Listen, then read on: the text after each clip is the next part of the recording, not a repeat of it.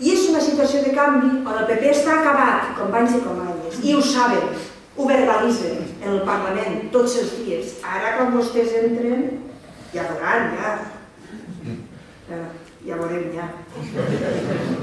Però mireu, el dia que Fabra apagar Canal 9, apagar el seu govern. Simbòlicament, acabarem molt abans, però a la gent, als ciutadans i a les ciutadanes, se'ls feu visible en el fundit en negre que va fer la nostra televisió autonòmica.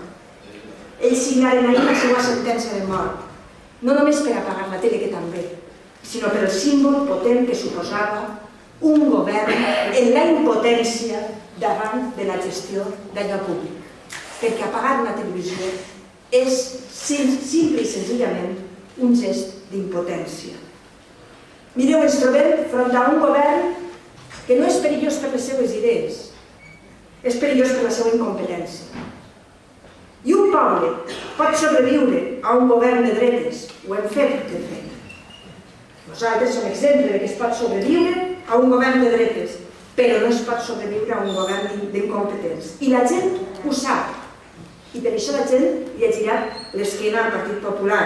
Un partit ofegat per la corrupció, amb lluites internes, per veure qui sobreviu ara que els jocs comencen a escassejar. Nosaltres ens hem reivindicat en la nostra acció, en el nostre treball. Nosaltres vam eixir de la queixa i de la mera denúncia per anar als tribunals. Nosaltres hem contribuït en gran part a que moltes de les coses que ara estan als tribunals s'investiguen, a que n'hi hagi sentències que facin més difícil governs corruptes. 16 en tenim encara als tribunals procediments oberts.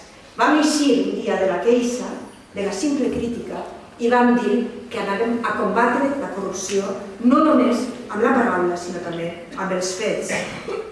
Un govern que, a més d'ofegat per la corrupció, està sense alternatives econòmiques, que us vaig a contar a vosaltres.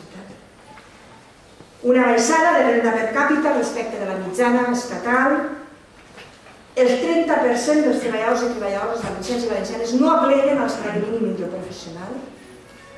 I la desocupació està per damunt de la mitjana estatal. Ens han situat en l'Espanya pobra.